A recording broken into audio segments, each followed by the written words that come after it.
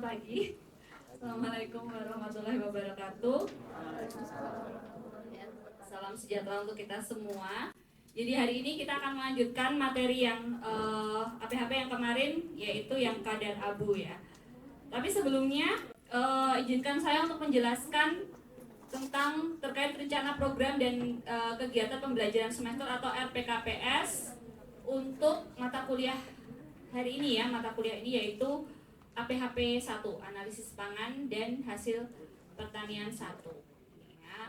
Jadi ini tim pengampunya, jadi koordinatornya adalah Bu Widi, okay. Kemudian ada Prof. Umar,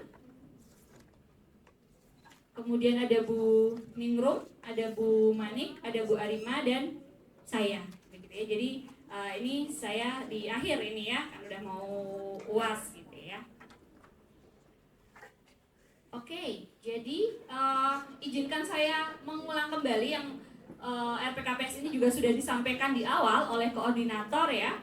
Jadi ini saya sampaikan kembali, terutama nanti untuk kaitannya di capaian pembelajaran mata kuliah di hari ini, di materi untuk hari ini ya, yaitu kadar abu dan oligosakarida. Jadi kita sampaikan kembali, ini adalah deskripsi dari mata kuliah APHP. Jadi di APHP ini kan kita belajar tentang analisa ya, analisa kimia yang untuk bahan pangan. Jadi fokus analisa untuk bahan pangan itu banyak banget. Ada yang karakteristik kimiawi, ada yang karakteristik fisik gitu ya, ada yang in vitro, ada yang in vivo. Jadi kalau untuk yang APHP, ruang lingkup kita adalah di analisa kimia. Dari konsep, kemudian prinsip-prinsipnya, kemudian bagaimana preparasinya ya, persiapan melakukan analisa kimiawi bahan pangan dan hasil pertanian, pemilihan metode. Makanya kalau mungkin di praktikum kita hanya disampaikan satu jenis gitu ya, tapi di kuliah kita sampaikan beberapa pilihan karena ternyata karena memang tidak hanya satu gitu ya. Jadi bisa ada pemilihan metode yang tepat untuk teknik sampling dan penanganan sampel, prosedur analisis kimiawi, dan pengolahan data ya. Dan ini juga di cover di praktikum, jadi saling mendukung antara teori dan praktikumnya. Untuk CPL ya, jadi CPL itu sudah ada ketentuannya begitu ya. Nah, untuk mata kuliah ini, APHP ini dimasuk di capaian pembelajaran lulusan atau CPL di P1 ya, yaitu di bagian memahami struktur dan sifat-sifat komponen pangan atau hasil pertanian dan perubahan kimiawi yang terjadi selama pengolahan. Nah, kemudian CPL ini akan diturunkan menjadi 3 CPMK yang dijadikan dasar asesmen. Kalau kalian ujian kan ada soal, kemudian dalam kurung CPMK ya. Jadi CPMK itu tujuan mengakses yang CPMK tersebut gitu ya. Jadi setiap materi itu sudah diarahkan CPMK-nya. Jadi sebenarnya soalnya tuh sudah jelas ya. Kita ingin mengakses apa. Jadi kalau kalian tahu CPMK-nya, kalian tuh tahu sebenarnya apa yang diinginkan dari setelah kuliah ini tuh apa yang ingin dicapai gitu ya. Jadi soalnya juga akan mengarah ke CPMK tersebut. Jadi ada 3 CPMK untuk APHP ini, yaitu mampu menjelaskan prinsip. Jadi prinsipnya, kemudian ini masuk di 16, 17 yaitu mengevaluasi teknik analisis yang tepat untuk problem solving ya, memecahkan permasalahan tertentu. Kemudian yang 18 itu mampu mendesain pendekatan analisis yang tepat untuk memecahkan suatu permasalahan. Jadi sudah bisa kira-kira kalau saya punya sampel seperti ini, saya punya problem riset seperti ini, saya bisa pakai metode yang mana, begitu ya. Oke. Nah, untuk masing-masing CPMK ini sudah diplot ya, dari CPMK-nya dan materi pembelajarannya, termasuk metodenya ya. Yang pertama ini untuk pengenalan kelas, karena digabung ya kalau nggak salah waktu itu ya. Jadi daring gitu ya.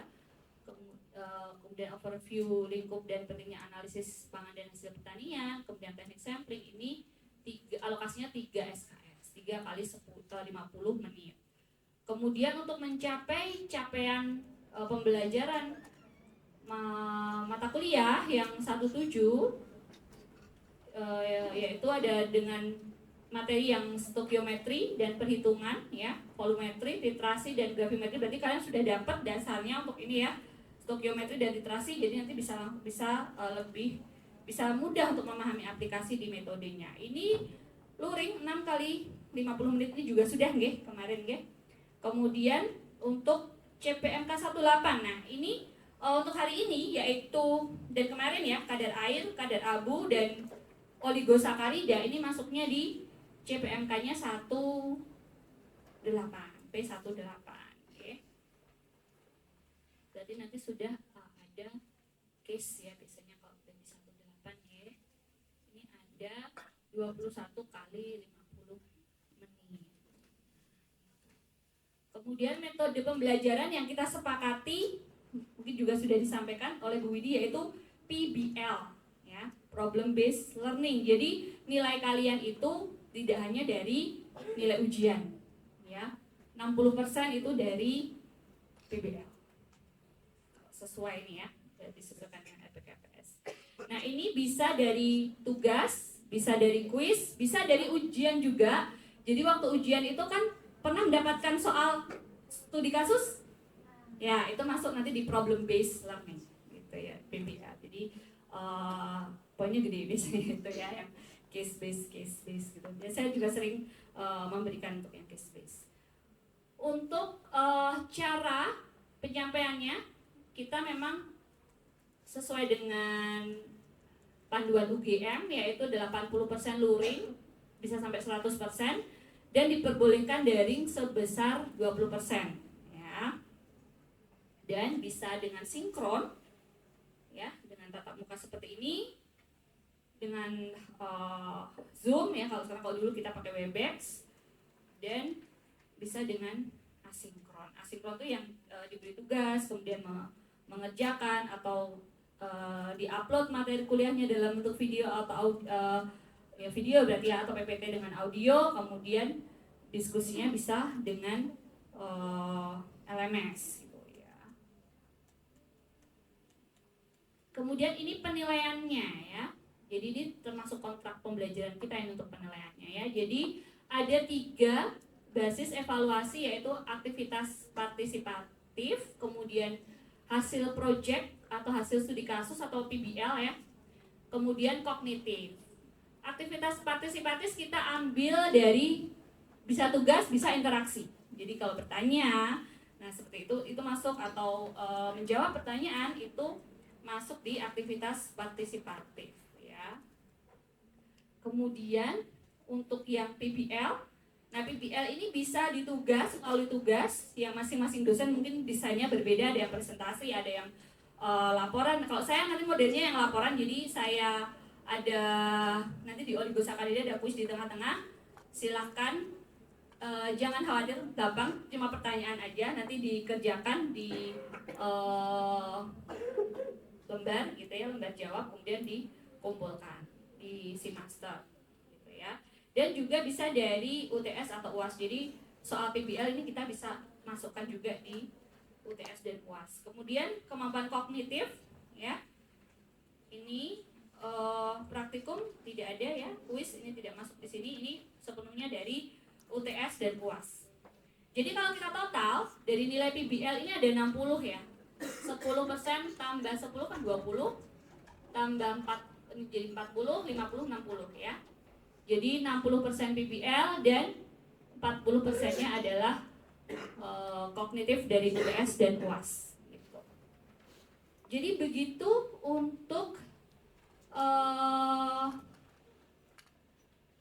rancangan ini ya, PKPS ini yang buat tim ya. Jadi di sini saya menyampaikan ini dari tim teaching ya, bersama-sama dan berdasarkan ketentuan yang ada. Jadi bikin ini nggak merancang-arang, tidak, tapi ada regulasinya. Jadi ketentuan PBL minimal 50%, harus lebih dari 50% itu sudah ada regulasinya. Jadi kita mengikuti regulasi yang ada.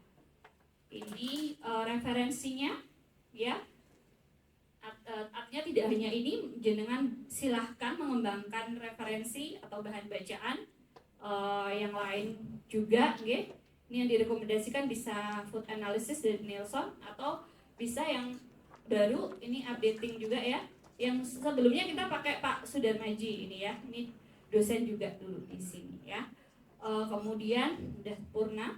Kemudian yang sekarang ada updating yang dikerjakan oleh tim dosen di laboratorium mana nih? Kenal nggak?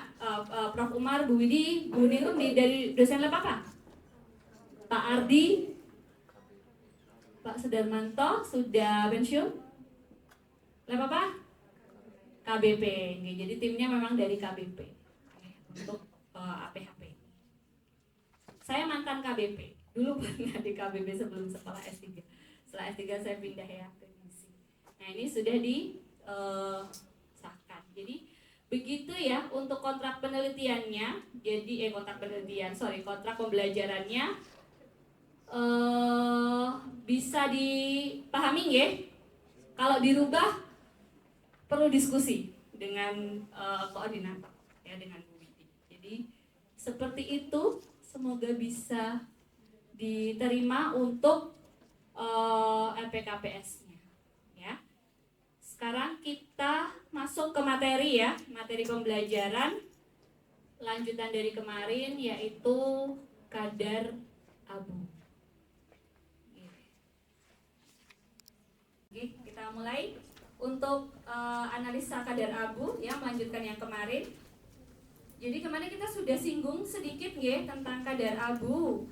Jadi abu itu adalah zat dari bahan pangan. Itu kan kebanyakan dari mana sih dia? Mayoritas ya semua ya. Kalau kita makan tuh biasanya dari mana? Organik atau anorganik? Organik lah pasti, karena dari tanaman. Jadi memang bahan pangan itu akan paling besar itu komponennya adalah organik. Tapi kan pasti ada anorganiknya ya kan, nggak mungkin benih di tubuh kita aja ada anorganiknya ya kan. Kita udah belajar di ilmu gizi ya, belum, udah dapat ya? Sudah, biokimia juga kita sudah belajar. Jadi pasti ada mineral-mineral anorganik. Nah itu yang terukur di kadar abu. Ya, jadi suatu material organik, kayu misalkan kita ambil, kalau dia dibakar, itu materi organiknya itu akan terbakar habis ya. Menjadi apa, Dek? Masih ingat? CO2 dan uap air. Jadi nanti akan tersisa, kalau sudah habis itu tersisa abu yang warnanya putih. Oke, jadi di tadi ya di komponen organik ini masih tersisa mineral-mineral ya, seperti Ca, Na, K, Cl. Nah, ini kita bisa ukur total mineralnya dengan teknik kadar abu. Kemudian teknik kadar abu ini juga biasanya sebagai awalan atau analisa preparasi untuk melihat kadar mineral tertentu dengan metode AAS ya, atau atom absorption spectrophotometer gitu. Jadi nanti itu sebagai bagian dari preparasi. Nah, kemudian ini manfaatnya kemarin kita juga sudah sampaikan ya manfaatnya. Masih ingat? Sambil baca boleh.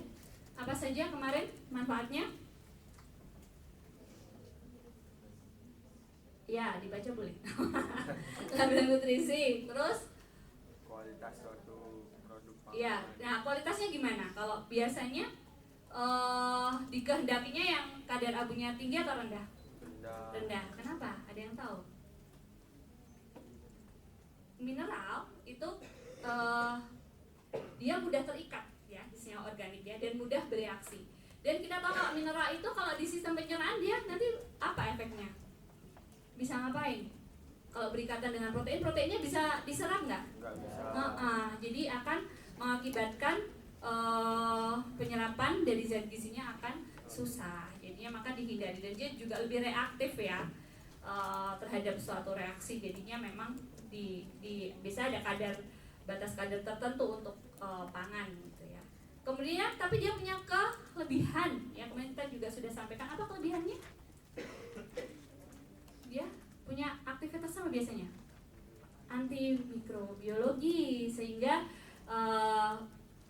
abu ini biasanya dalam bentuk asap cair gitu ya, ini juga bisa diekstraksi, bisa diambil gitu ya untuk dimanfaatkan sebagai pengawet. Dan biasanya kadar abu yang tinggi dia memang punya karakter stabilitas terhadap mikrobiologi, artinya dia lebih tidak mudah rusak terhadap adanya pencemaran, adanya mikrobiologi yang ada di sekitarnya gitu ya.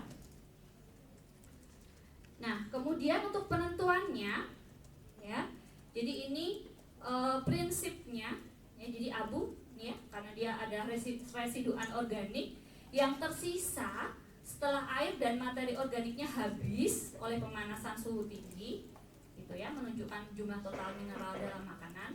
Maka prinsipnya didasarkan pada satu, penentuan kadar abu ini mineral tidak hilang dengan pemanasan. Jadi kalau suhunya itu menghilangkan beberapa mineral tertentu, maka mineral yang hilang itu tidak terukur. Tapi biasanya yang punya titik uap titik uap ya, jadi dia akan hilang di suhu tertentu, itu jumlahnya nggak banyak. Jadi tetap dianggapnya tepat gitu ya untuk dengan teknik suhu tinggi. Kemudian mineral memiliki volatilitas yang rendah dibandingkan komponen pangan lainnya, pastinya itu syaratnya. Jadi mineral tersebut harus punya titik uap gitu ya, atau volatilitasnya harus lebih rendah gitu. Sehingga saat bahan pangan dibakar dalam tanur, seluruh komponen organik bisa diukur. Nah, nanti makanya akan ada pilihan ya. Bagaimana kalau tidak memenuhi prinsip ini?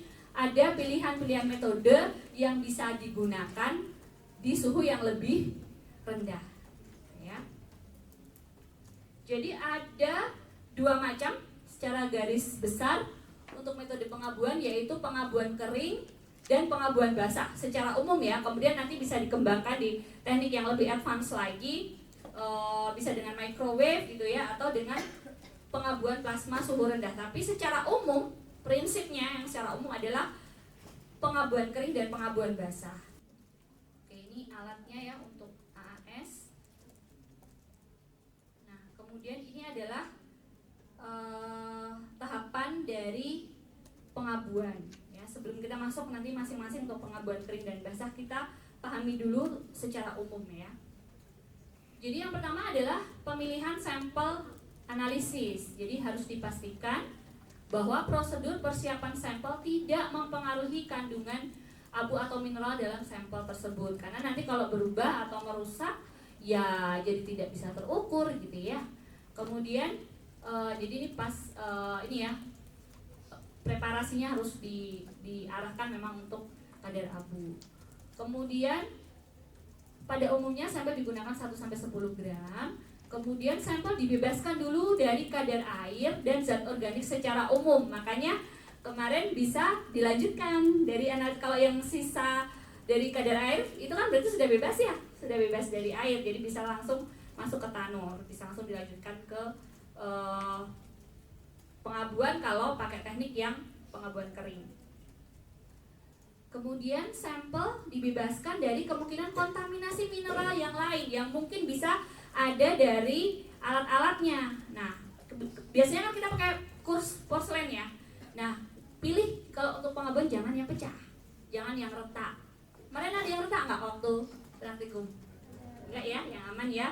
Karena nanti dari kok beringas-bringis sih, jadi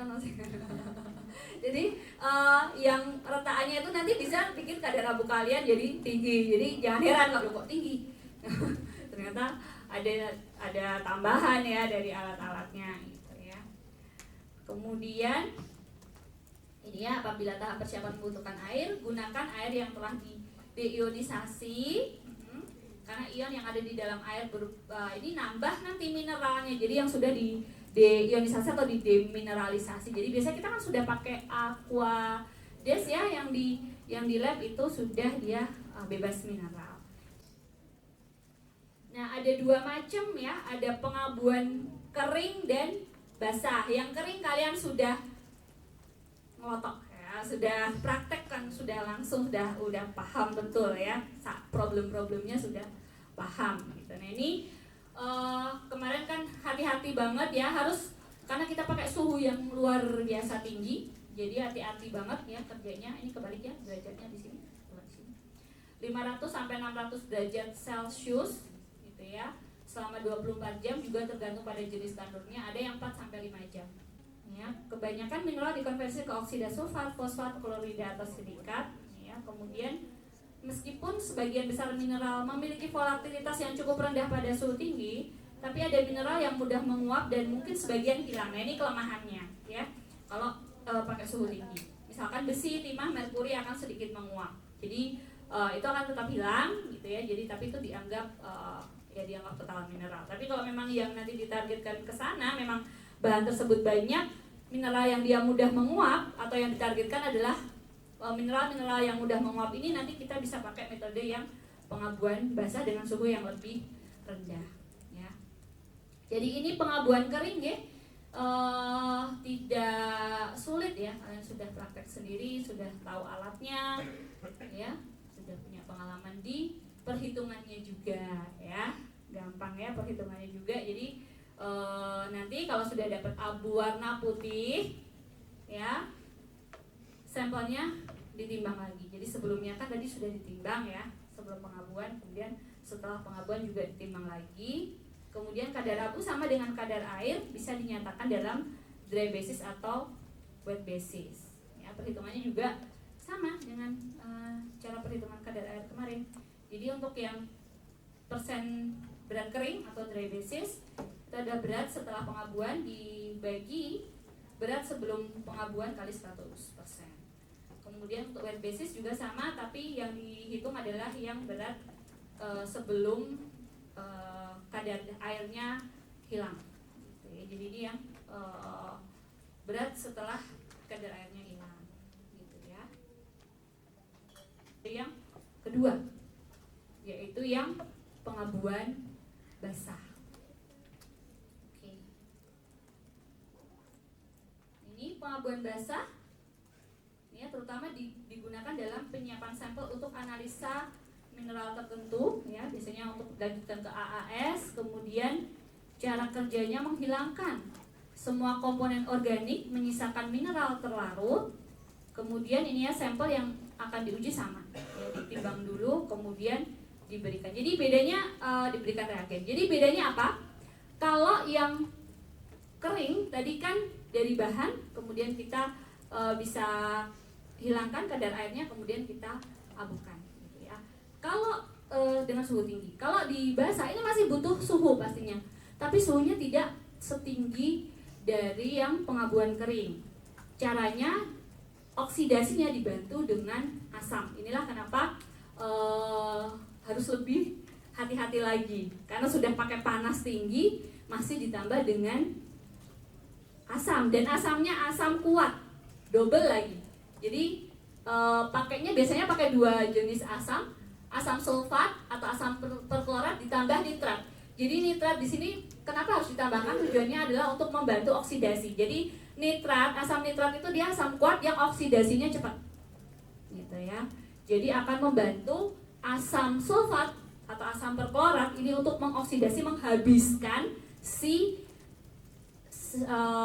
komponen yang organik gitu ya. Jadi kalau oksidasinya dibantu dengan asam, maka dia suhunya jadi nggak perlu tinggi-tinggi gitu ya.